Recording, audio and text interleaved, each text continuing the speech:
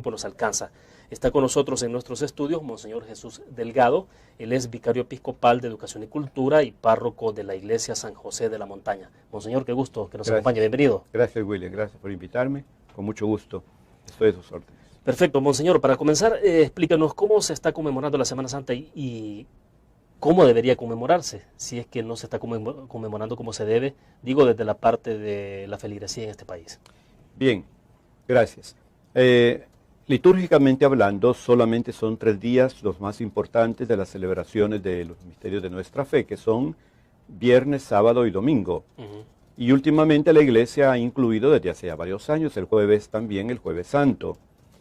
En cambio, lunes, martes y miércoles normalmente no hay una, litúrgicamente, oficialmente hablando, una celebración de gran envergadura, razón por la cual la gente, religiosamente hablando, llena estos días primeros con lo que se llama la Semana Santa popular. Es el pueblo que, por ejemplo, el lunes en algunos pueblos persiguen a Judas, otros el diablo anda pegándole a toda la gente que no se confiesa. Lo que hemos visto esta semana de los talsigüines, de Texistepeque, ¿no? Sí, sí. O sea, cada golpe que recibe uno, pues dicen que es un pecado que se le fue, entonces todo el mundo se deja golpear por el diablo, ¿verdad? Pero esa es tradición popular. Eso es popular. El día martes se inventa otra cosa, el miércoles otra cosa, los encuentros de María Magdalena, con no sé qué. Todo eso es al nivel de religiosidad popular. Muy lindo, muy bello. Una expresión. Es parte de la cultura de El Salvador, ¿no? Exacto. Y de toda América Latina, porque tendemos a llenar esos vacíos. Porque sepa que la Semana Santa es más bien de una tradición popular, es decir, llenar toda la semana, ¿verdad? La Iglesia tiene oficialmente sus oficios a partir del jueves, viernes, sábado, culminando con la resurrección. De modo que el conjunto de tradiciones populares con oficios oficiales de la Iglesia conforma lo que se llama la Semana Santa.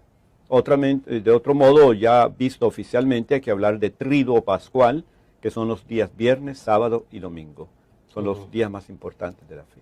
Claro, le preguntaba entonces cómo ve que la gente conmemora la Semana Santa. ¿Cómo se está conmemorando en estos tiempos de modernidad, de globalización del mundo? O sea, ¿cómo se celebra la Semana Santa? ¿Cómo debe celebrarse desde la perspectiva de la Iglesia Católica? Como notamos que la tradición persiste aquí. La gente quiere seguir celebrando su Semana Santa como siempre. Gracias a Dios, dada la globalización y la facilidad de transportarnos fácilmente de un lugar a otro, internamente en el país y fuera de él, vamos conociendo tradiciones de otros países y en el país mismo, personas que viven lejos de tal pueblo, ahora pueden ir a tal pueblo a participar, porque ya los medios de comunicación, transporte, etcétera, nos favorecen, ¿no es cierto?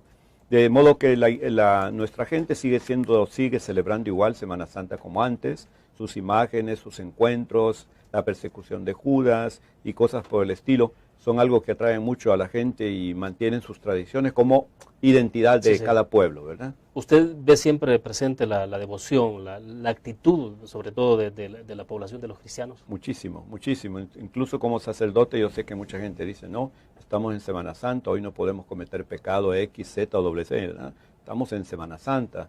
Antes no se podía ni escupir, porque era prohibido escupir. O subirse a un árbol y bajar los ya esas mangos. cosas han desaparecido, gracias a Dios, porque son exageraciones. Pero sí persiste el hecho de que estamos en Semana Mayor, Santa, es un tiempo en que debemos pensar un poco más en Dios, en nosotros mismos, en la familia, ¿verdad?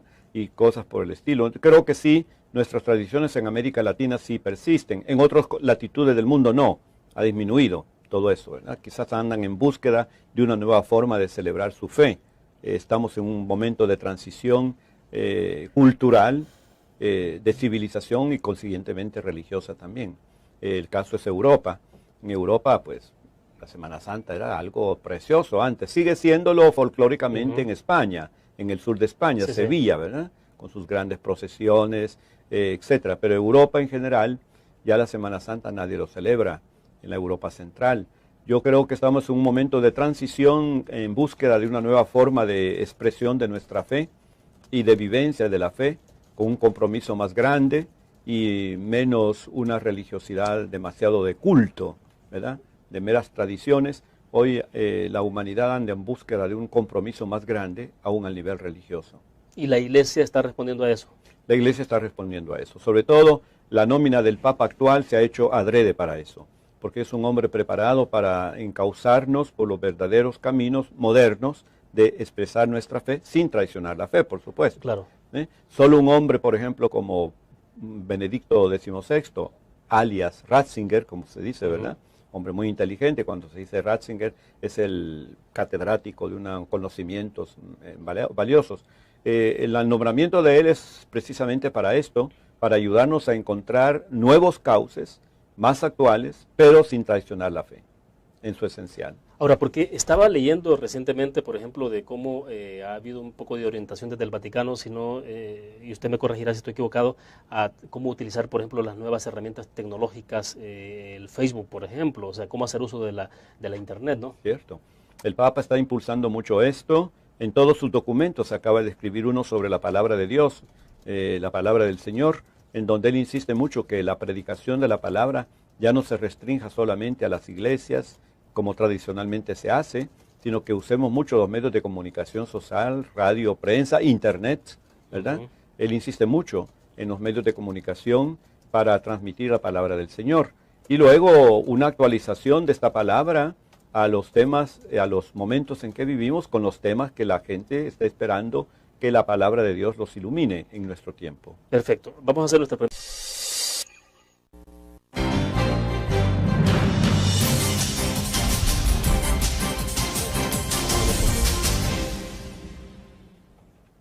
Está con nosotros en nuestros estudios Monseñor Jesús Delgado, vicario episcopal y párroco de la Iglesia San José de la Montaña. Monseñor, ¿será que la gente está interiorizando, no solo en estos días, sino permanentemente, el pensamiento de Dios y el mandato de Jesús?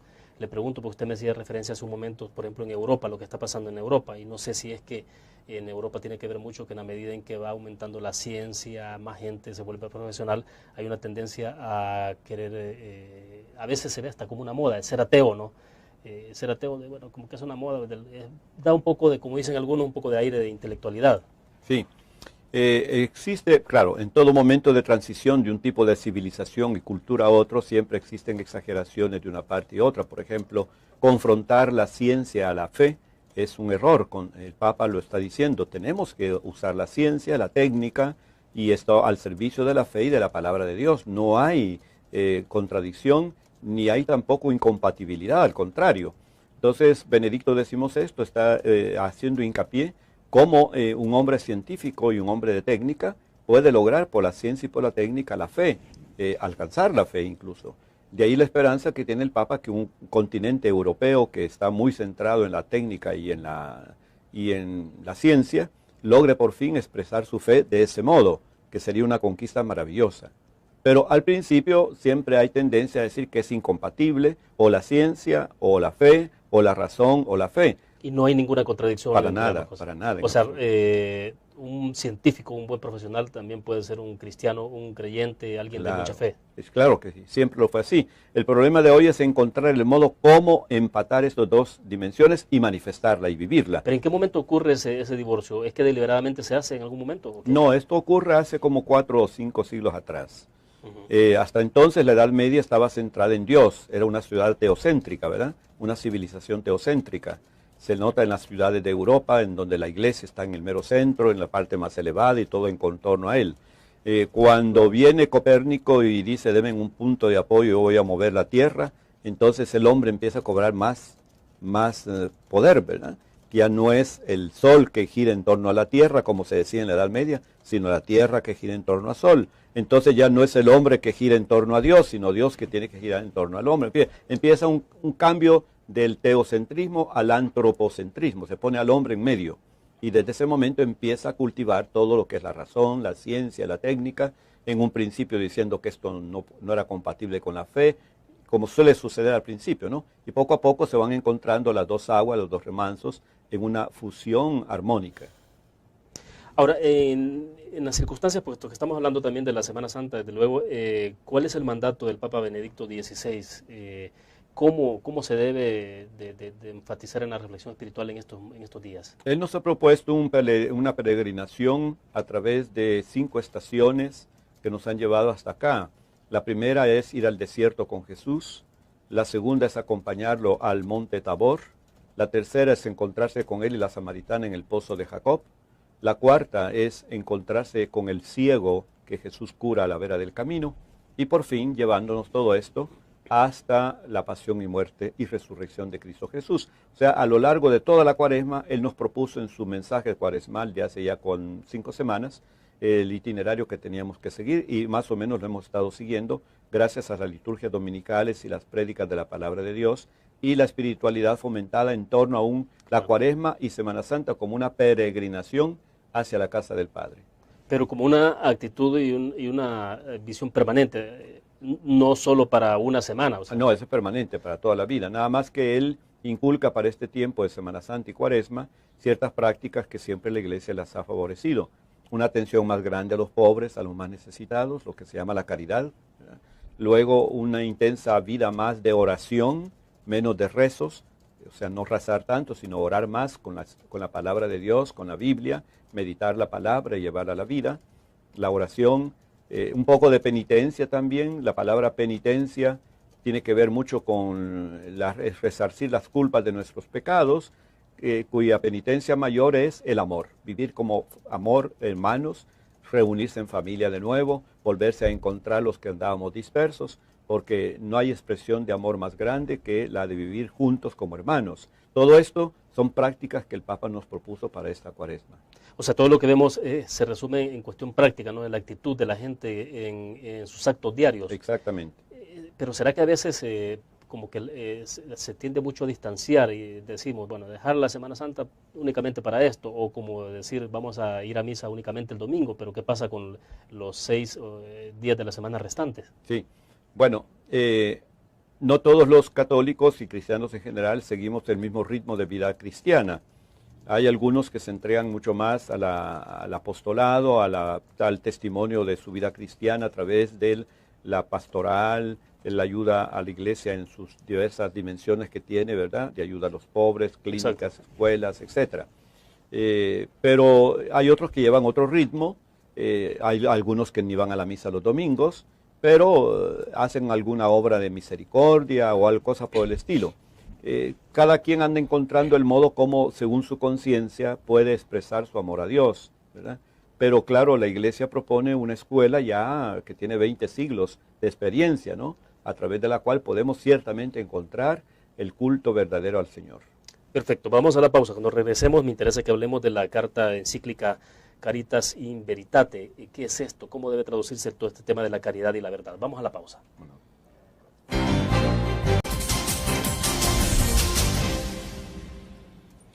Monseñor Delgado, en 2009 entonces Benedicto XVI escribe la carta de la encíclica Caritas in Veritate y me llama la atención porque está dedicado exclusivamente al tema de caridad.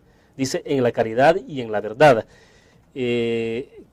¿Cómo es que surge, digamos, o surgirá esto en el pensamiento de Benedicto XVI de plantear este tema en la caridad y en la verdad en las circunstancias actuales que tenemos en el mundo? Bien, él escribió su primera encíclica sencillamente sobre la caridad, el amor. Luego escribe la segunda sobre la caridad en la verdad. En esta encíclica él nos hace ver de nuevo cómo la caridad es la virtud madre, reina de todas las virtudes que nos enseña el Evangelio. Evidentemente es la que corona todas las demás virtudes, pero como dice él en su primera carta, tiene que coronar las virtudes. No se puede dar caridad si soslayamos la justicia, si soslayamos la fidelidad, etc. Ella corona las demás virtudes, no las suplanta. De modo que, decía el Papa, en el orden de las relaciones humanas, si bien la caridad es la virtud más importante, hay que cumplir primero con la justicia, con el derecho y con la verdad. El tema de la verdad lo aborda en esta segunda encíclica, ¿verdad? El tema de la verdad es esto, que la expresión más grande del amor que se le puede dar a la humanidad es la verdad. No puede compaginarse la mentira, el engaño con la caridad, pues, ¿verdad? O sea que la caridad tiene su rostro más genuino en nuestro tiempo, ciñéndonos a la verdad del hombre, la verdad del mundo, la verdad de Cristo, que Juan Pablo II ya lo había recordado en su tiempo, ¿no? Sí, sí. Mal haríamos en estar engañando a la humanidad, los religiosos con religiosidad belicosa, por ejemplo, ¿verdad? Aludiendo a un Dios que es vengador, por ejemplo. Ese es un error tremendo. Es una falta a la caridad cristiana. La caridad tiene que tener su rostro en la verdad, y la caridad verdadera es aquella que se traduce en hechos que transforman la vida humana de injusticia en justicia, de mentira en verdad, etcétera, ¿no? Y realmente nos está haciendo falta mucha caridad a la humanidad en este siglo, monseñor. Mire, seguramente. Porque como le digo, no puede la caridad coronar lo que no hay. Si no hay Cuando no hay caridad, ¿qué tipo de humanidad estamos creando? Es ¿Qué hombre? Si no hay caridad es que nos están fallando todas las demás virtudes, tanto sociales como políticas, como humanas.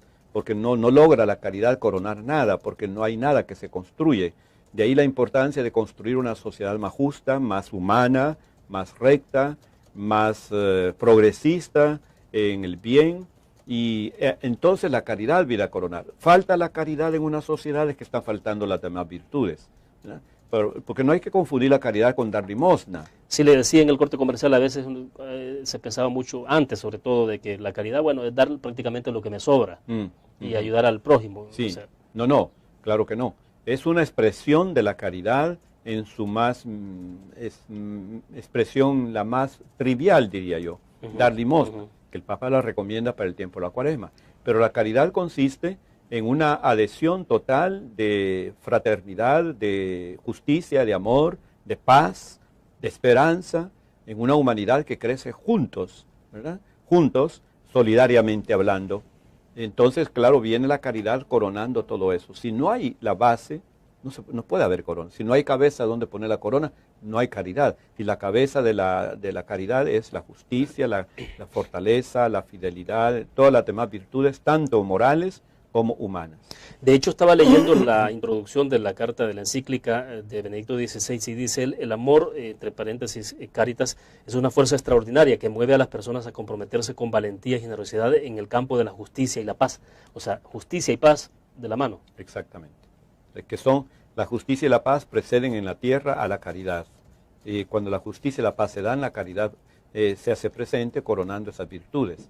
La virtud que prevalece en el cielo es la caridad para siempre, porque Dios es amor, ¿verdad? Ahí han desaparecido todas las demás virtudes.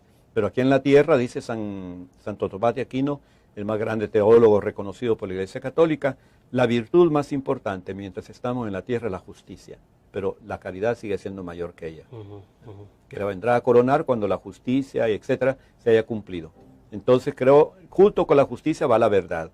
Y la verdad es esta, que únicamente cuando cumplimos con las demás virtudes sociales, humanas, políticas, etcétera, podemos hablar de caridad. Está haciendo falta en todo el mundo mucho la justicia y la paz, porque vemos conflictos por todos lados, ahora una gran efervescencia social y política en el Medio Oriente, por ejemplo, casi para todos lados donde uno mira hay bastante convulsión. ¿Qué es lo que está ocurriendo, monseñor? Pues ante todo, diría yo, se está perdiendo el sentido de humanidad. O sea, los poderes de que llama la Biblia ídolos, el dinero, el poder político, el poder militar, están prevaleciendo sobre el respeto a la persona humana. Hoy los hombres somos tomados como piezas que usamos para traficar el narcotráfico, para llevar armas, Lo importante es el tráfico del narco, el tráfico de armas, las guerras y todo eso. De modo que lo que está fallando a la humanidad es fatal, pero es la falta de sentido de humanidad que tenemos para nosotros mismos. A veces se dice que la vida no vale nada en ciertos países, exacto, ¿verdad? Bueno, en El Salvador mismo tenemos 13 homicidios a veces en el día. Imagínense. Entonces, mientras tanto, se le rinde culto a los aparatos, a los celulares. ¿Cuánta gente mata por tener un celular último modelo, ¿no? Para quitárselo? La vida no vale nada, pero el celular vale más. O sea, estamos invirtiendo los valores y claro, en ese sentido andamos fuera del cauce de la verdad, que es lo que nos conduce a la caridad. Perfecto. Vamos a la pausa. Cuando regresemos, ¿qué nos dice la palabra de Dios en términos de cómo enfrentar el consumismo, la avaricia? Vamos a la pausa.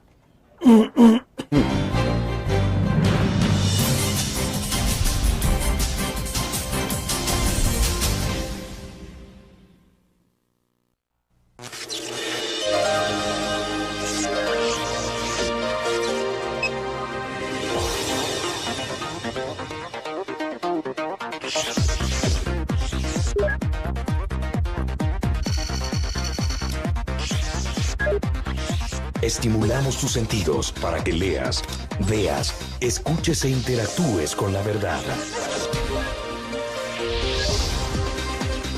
LPG Multimedia.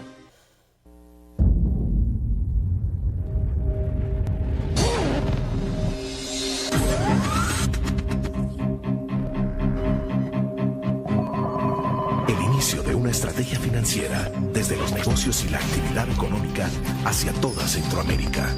El Economista Regional, una revista especializada donde encuentras el panorama empresarial y los principales movimientos financieros. El Economista, el modelo regional de información económica.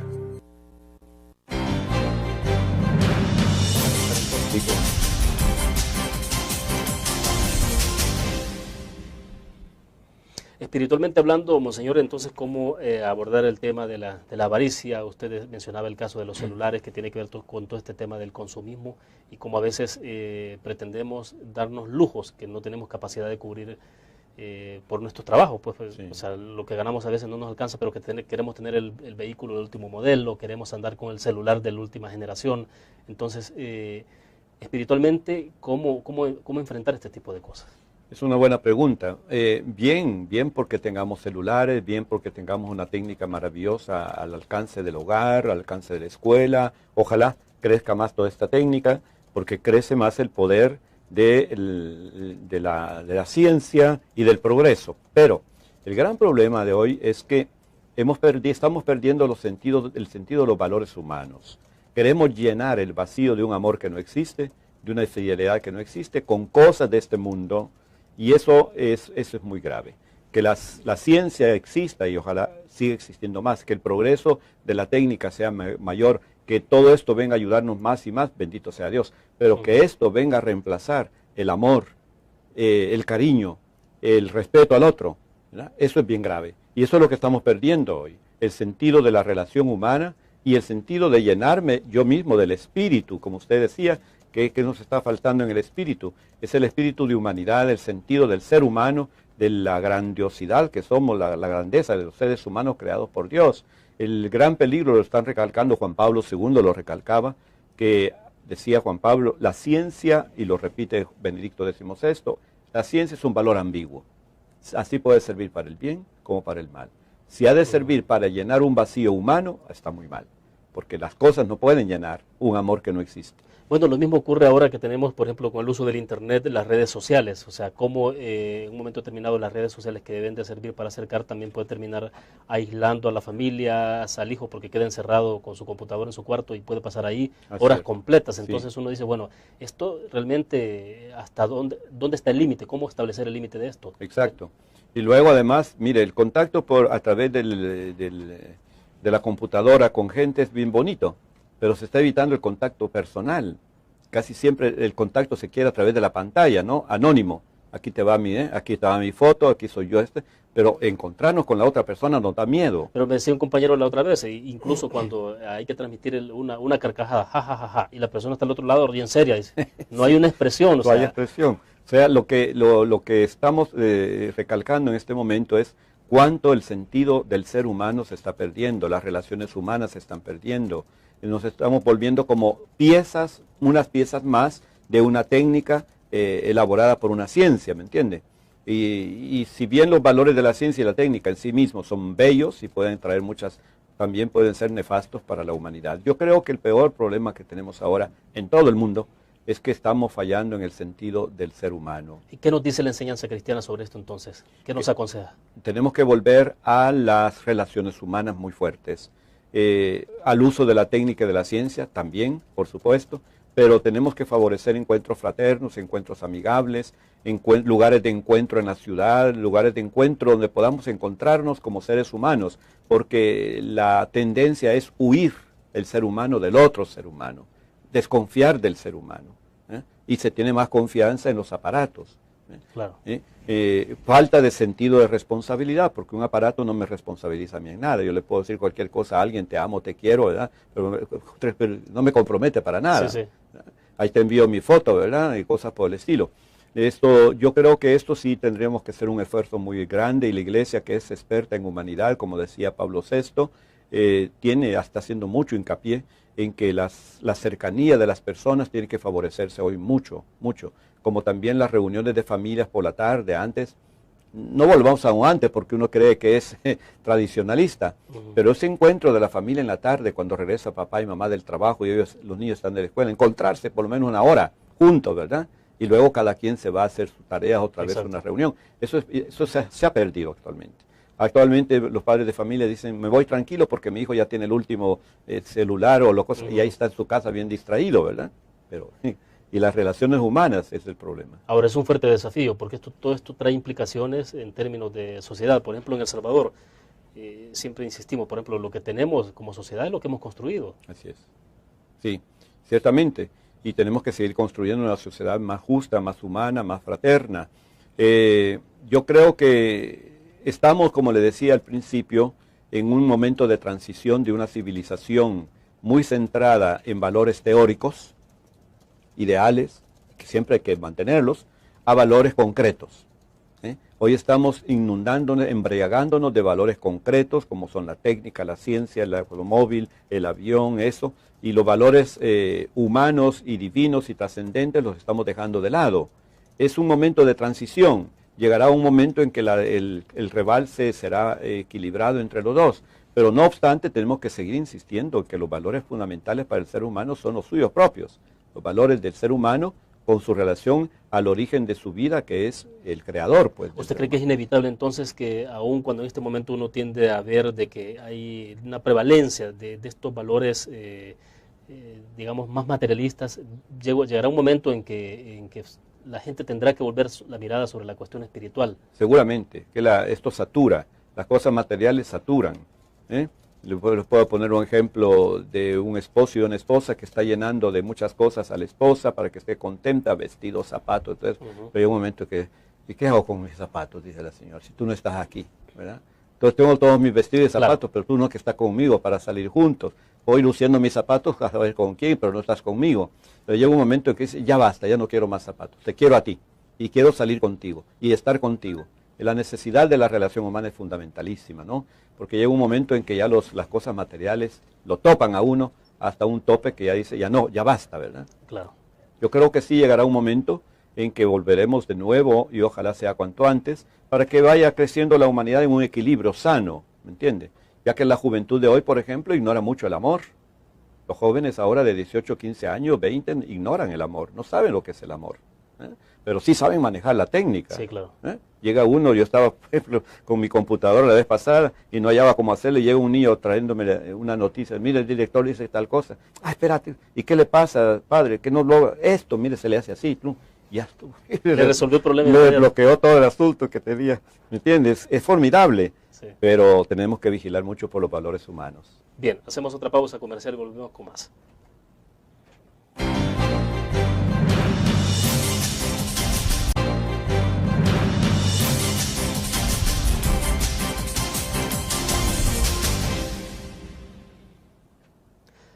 Monseñor, quiero que hablemos un poquito más adelante también del caso de cómo avanza el proceso de beatificación de Juan Pablo II, la situación misma de Monseñor Romero, pero antes de que lleguemos a esto, quiero conocer su reflexión, su opinión entonces, en el caso muy particular de El Salvador, ¿qué tipo de sociedad es la que tenemos ahora y qué es lo que nos está haciendo falta, Monseñor, ante una situación que tenemos de violencia generalizada? En algún momento decíamos, bueno, el país tan violento, considerado con tanta violencia a nivel mundial. Hubo un funcionario norteamericano de alto nivel que nos comparó incluso por arriba de Irak en términos de violencia, la cantidad de gente que está muriendo, 13 homicidios diarios en promedio. ¿Qué es lo que nos está haciendo falta en este país? Bueno, somos un pueblo muy religioso, no cabe duda. Creemos todos en Dios, aun aquel que dice que no cree, cree que cree de otro modo. Todos tenemos una cepa común de una tradición cristiana muy fuerte. Lo que pasa en nuestro país es que las relaciones humanas entre los salvadoreños no han sido bien cultivadas.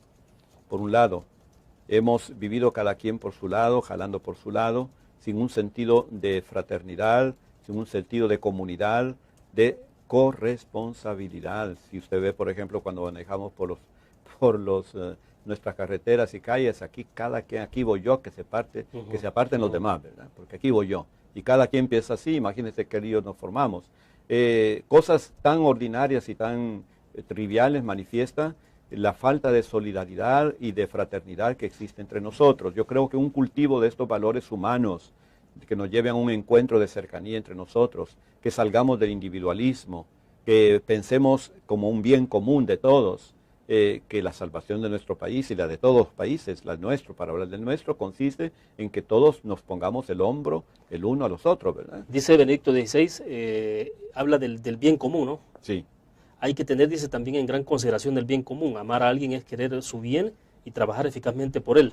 Ciertamente. Si perdemos de vista el bien común y nos enfrascamos en el individualismo, aquí cada quien sálvese quien pueda, y cada quien por sí mismo, yo creo que andamos bien perdidos. Fíjese que hay un asunto. Traigo un ejemplo. Radio María es una radio católica que actúa solo con voluntariado. Bueno, ¿cómo cuesta hacer el voluntariado aquí en este país? Difícil. Los que han tenido a Radio María a su cargo lo pueden testimoniar, siempre hablan, pero el voluntariado. Hoy hay un programa, parece ser, de alfabetización, que está basado también en voluntariado. No logra arrancar ese programa porque no hay voluntariado. ¿Qué significa? Que los salvadoreños no pensamos en el bien del otro. No somos solidarios todavía los unos de los otros. Cada quien piensa en su propio bien. Yo tengo que salir adelante en lo mío, ¿verdad? No, y ocurre incluso en las colonias. Por eso es que en el tema de seguridad también hay tanta falencia, ¿no? Porque en una colonia no necesariamente estamos pendientes de lo que ocurre en la casa del vecino para ver cómo lo ayudamos, sino que cada quien los 4 metros cuadrados. Así es. Vivimos en un individual. Esto viene de lejos, porque vivimos en un país pequeño, en donde la cultura no ha echado raíces todavía. Acordémonos la deserción escolar que había hasta hace poco. A los 3er grado muchos niños se iban de la escuela, se iban a las calles a pedir a esto o lo otro. La deserción escolar sigue siendo igual, aun los que llegan a altos niveles de universidad dejan de actuar como universitarios o como profesionales, se meten a hacer otras cosas. La falta de cultura es esencial en nuestro pueblo. Creo que la educación cultural que nos hemos dado, que nos han brindado, es bastante deficiente. Faltando la cultura, pues faltan las relaciones humanas y se vuelve uno muy materialista, muy egocentrista y muy utilitarista, o sea, utilizándonos los unos a los otros, ¿me entiende? Yo tengo amistad con alguien hasta tanto me es útil esa persona. Claro, pero una sociedad actuando de esa manera no tiene rumbo, no tiene sentido. No tiene sentido y no tiene valor. Y nosotros mismos no nos valorizamos. Entonces aquí cada quien, como decía antes, ordeña la vaca hasta donde le dé para sí, ¿verdad? Y cuando terminó se va y punto, y que vean los demás qué hacen. Los gobernantes a veces pues dejan enjaranados los países, hay que ver el otro cómo hace, ¿verdad? Sí. Y cada quien le va dejando al otro, hay que ver el otro cómo hace. No tenemos un sentido ni de historia, ni de proyección de futuro, porque no hay un sentido fuerte de solidaridad. ¿Pero qué será entonces? ¿Vamos a esperar hasta que nos llegue el agua a la nariz, como decimos? Pues nos va a llegar hasta la nariz, ¿verdad? Y entonces vamos a decir, ya es muy tarde tal vez, ¿verdad? Y eso es lo que hay que evitar. Yo creo que tenemos que levantar el nivel de cultura, el nivel de solidaridad, el nivel de corresponsabilidad, o como lo dice Juan Pablo Benedicto, con sentido de bien común. El bien es para todos cuando todos trabajamos para ese bien conjuntamente. Y esto creo que sí es bien importante aquí en nuestro país, ciertamente. Es complicado enfrentar todo esto, ¿no? Cuando tenemos un mundo totalmente globalizado, cuando cuando hay más dependencia de uno del otro. Sí. Es más difícil todavía cuando todos los problemas se abordan a nivel político. Ese es otro problema que tenemos, un mal que tenemos en El Salvador, que siempre traducimos a nivel de política y politiquería todos los problemas. Y no es así, la política no hace más que complicar los problemas que ya son bien difíciles. Tenemos que buscar la solución de nuestros problemas en un sentido humano, de un gran sentido profundo de humanidad. Y a esto vienen a ayudar la economía, la política, pero politizarlo todo es meternos en un laberinto que no tiene salida. Y solo estaremos complicándonos más y más todavía. Y el país sí marcha mucho sobre eso, ¿no? Somos demasiado politiqueros en este país, nos han educado para eso, ¿verdad? Y además falta de cultura, tenemos una politiquería de bajo nivel. O sea, más a nivel de chismes, más a nivel de aprovecharse el uno del otro, mientras vos tenés de poder aprovecharte cuanto antes, porque después hay que ver el otro que hace. O sea, yo creo que uno de los males es esto, falta de cultura, queremos reemplazar la cultura con poderes políticos, y esto no marcha bien. Bueno, perfecto. Vamos a la pausa. Cuando regresemos hablemos del proceso de beatificación de Juan Pablo II. Volvemos.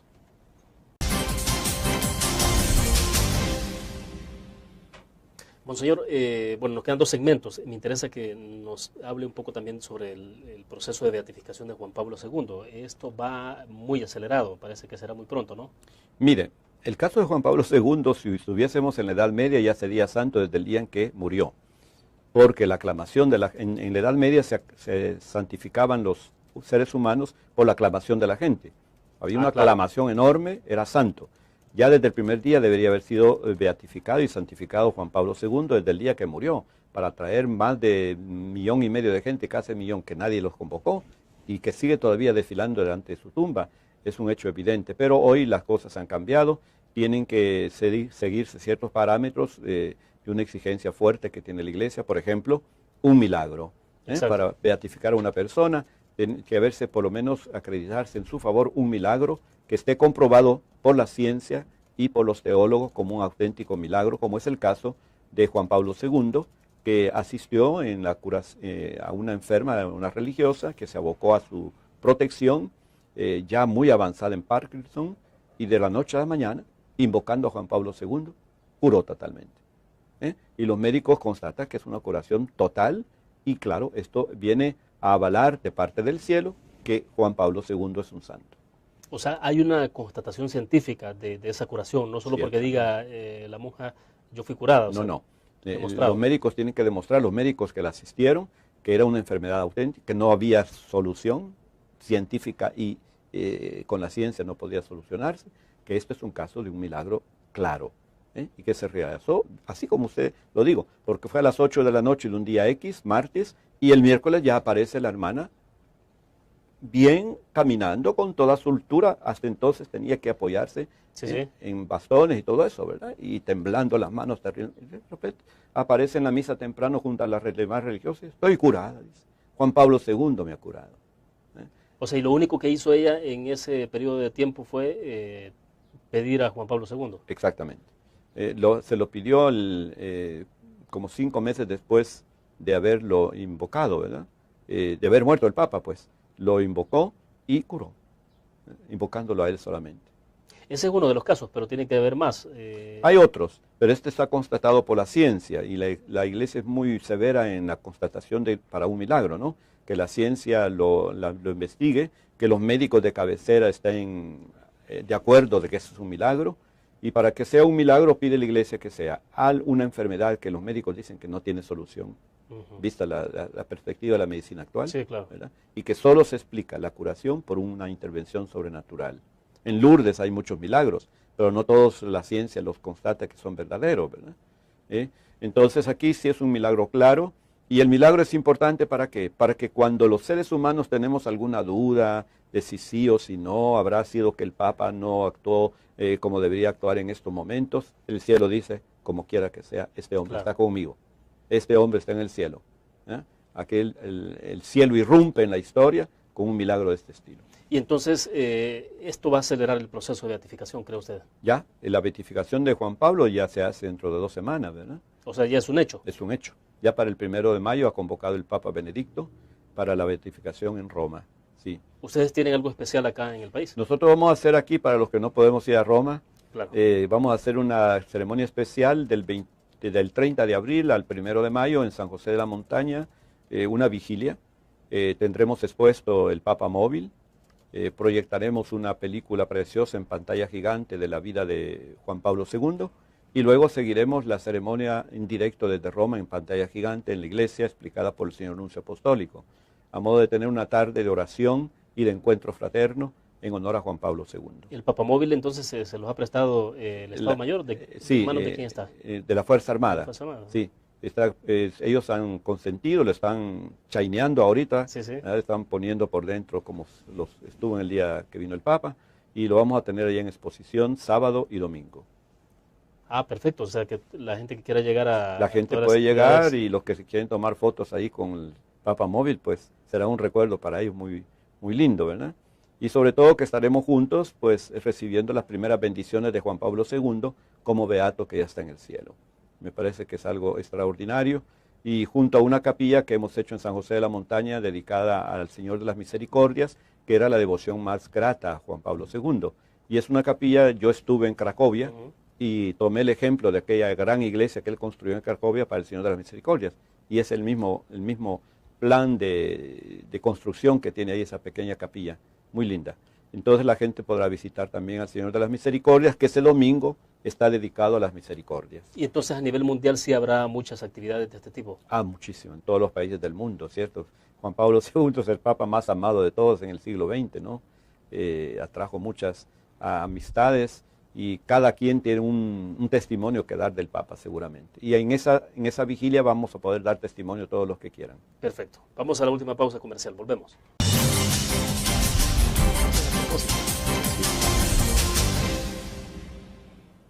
Bueno, estamos al cierre de la entrevista en línea, nos quedan 7 minutos, Monseñor Delgado, hablemos ya ahora del caso concreto del proceso, del caso de Monseñor Oscar Arnulfo Romero, no, puesto que recientemente estuvimos también en conmemoración. ¿Qué está pasando con este proceso? Eso sí va más despacio, ¿no? Bueno, el proceso ya está hecho, todos los trámites, todo está terminado. El mismo Ratzinger, cuando fue cardenal de la Congregación de la Fe, examinó toda la documentación de Monseñor Romero, sus homilías, sus escritos, encontró que el pensamiento de Monseñor Romero es ortodoxo, o sea, está de acuerdo con la verdad católica 100%. Se examinó también para la doctrina social de la Iglesia, otros 5 años de examen de sus escritos y homilías, y el mismo Ratzinger determinó que la doctrina social de la Iglesia, tal como les puso Monseñor Romero, está correcta.